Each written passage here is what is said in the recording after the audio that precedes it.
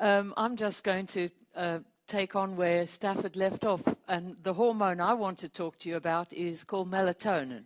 And it's synthesized in the pineal gland, which is a very small, it's the size of a pea in your brain. Descartes called it the seat of the soul, and it is where melatonin is made. 留洋英 So it's 语 working. And it has a rhythm as well. And in a sense, it's the opposite of cortisol. It peaks at night. We call it the darkness hormone. In every species that we've studied, melatonin occurs at night.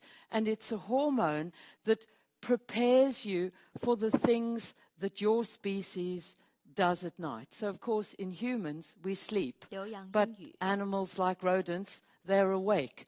So it's a hormone that is related to darkness behavior.